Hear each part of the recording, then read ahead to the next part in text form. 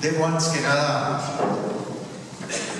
agradecer una vez más, como siempre lo hago cuando he compartido con los miembros de la Academia de Ingeniería, como cuando he estado con los ingenieros del Politécnico, la enorme contribución que varios de sus peritos técnicos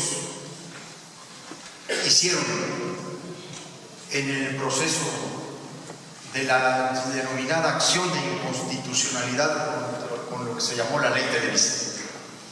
Sin duda, aportaciones fundamentales no solamente en el interior del Congreso, sino en la Suprema Corte de Justicia de la Nación.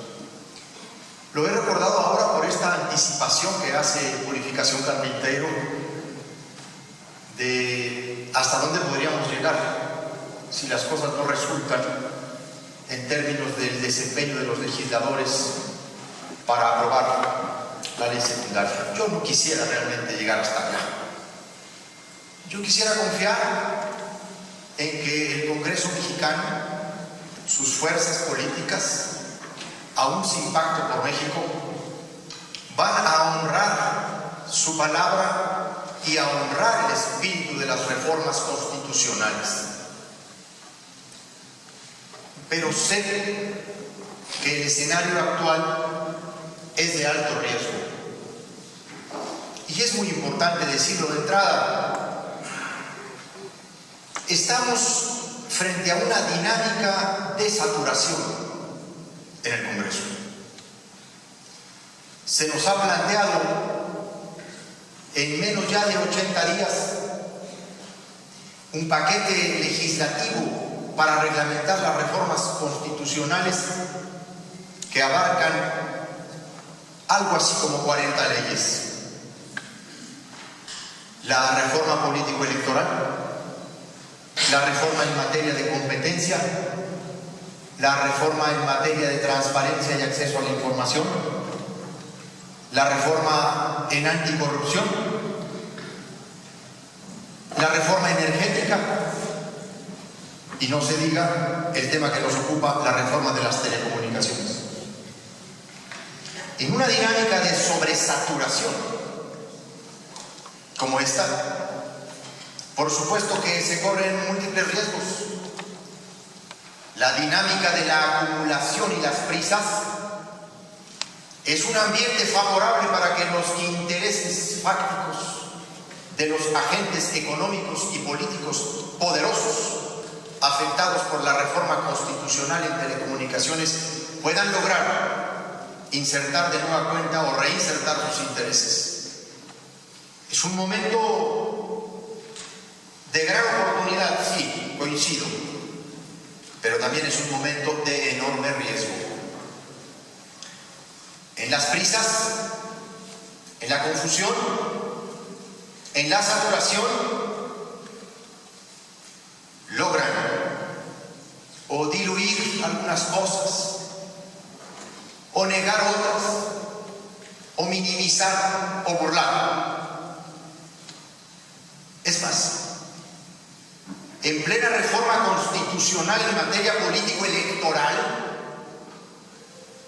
necesitándose las 2/3 partes de los miembros del Congreso, se hizo una modificación en el artículo 41 de la Constitución para cambiar una palabra que respondía al interés directo de las televisoras. Una palabra, adquirir por comprar. Ya ahora, para fortuna nuestra, el presidente de la República ha anunciado que enviará una iniciativa para corregir, para rectificar y regresar al artículo 41 de la Constitución de esta recién promulgada reforma, la palabra adquirir. Pongo este ejemplo porque en las sesiones nocturnas, en esa dinámica de sesiones nocturnas en donde se cambian incluso los dictámenes, como aconteció en materia de reforma energética, es donde los poderes fácticos, los intereses económicos logran colocar sus propósitos. Por eso yo quiero en primer lugar celebrar que ustedes estén volteando su mirada al proceso de reforma secundaria en telecomunicaciones. Este foro llama la atención. Este foro voltea la mirada que debe tener la sociedad mexicana y los actores políticos, la sociedad en general, sobre un proceso que estará sin duda presionado por los intereses y los principales agentes económicos, yo todavía no podría decir preponderantes, pero todos sabemos que ejercen una dominancia desde hace mucho tiempo, tanto en el sector de la radiodifusión como en el sector de las telecomunicaciones. Y van a hacer su lucha, y van a hacer su labor. Y ese es el primer reto de la legislación secundaria en materia de telecomunicaciones. Los legisladores debemos honrar el espíritu de la reforma constitucional, que es vasta, que es amplia.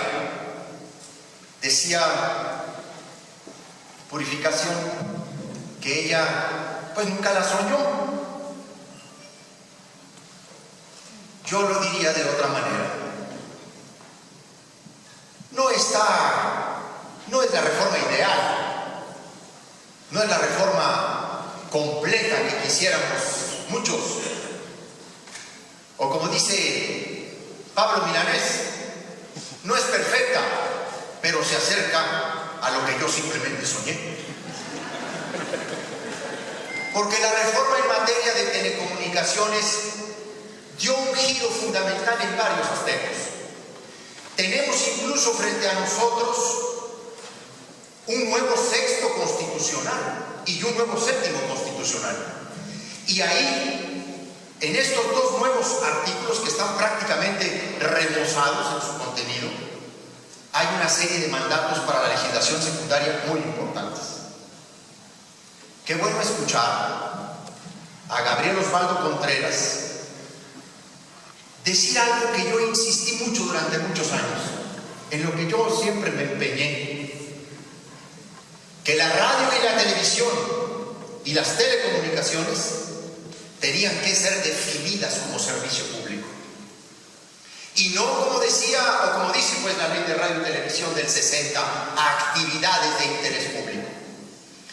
Y esta distinción que hace Contreras a mí me causa una enorme esperanza, porque no es lo mismo legislar un servicio público que una actividad de interés público, porque las consecuencias son absolutamente distintas, son rutas diferentes para el legislador secundario, porque el servicio público lo tenemos que garantizar, porque el servicio público lo tenemos que asegurar y proteger para todos los ciudadanos, dice la Constitución, en términos de competencia, en términos de eficiencia en la administración del espectro radioeléctrico.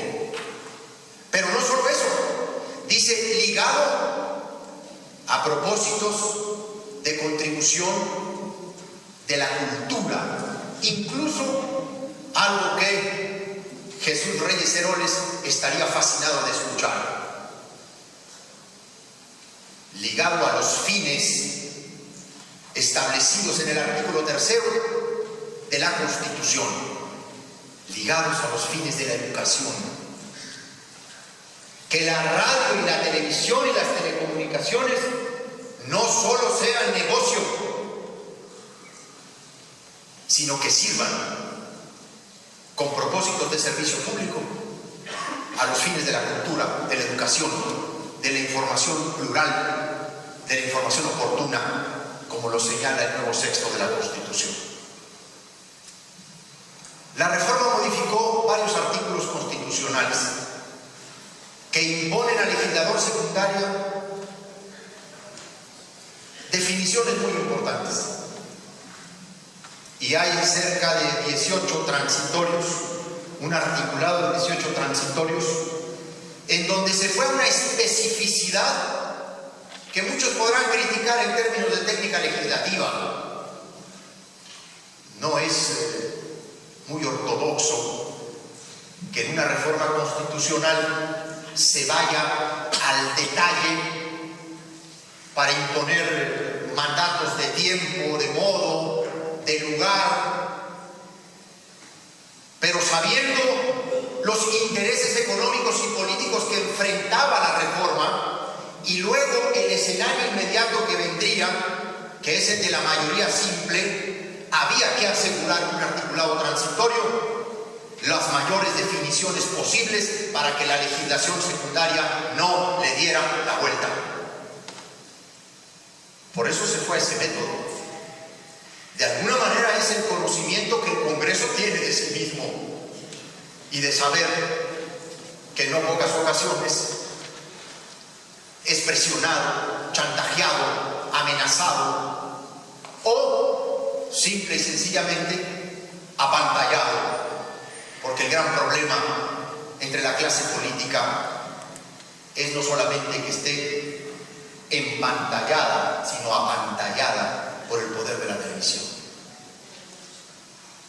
Porque además la televisión ha sabido vender una y otra vez que se les necesita para llegar, que se les necesita para mantenerse y que se les necesita para seguir en el poder.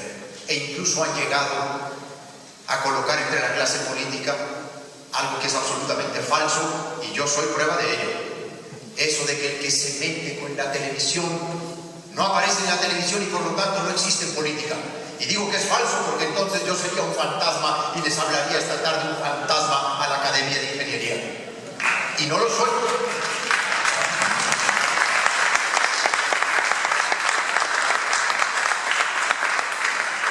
¿Cuáles son los principales retos de la legislación secundaria? Diría, evidentemente, el equilibrio de sus medidas en términos de los dos grandes sectores que tocan, radiodifusión y telecomunicaciones. No se vale una ley secundaria decantada a favor de unos y favorable a otros, o en contra de otros.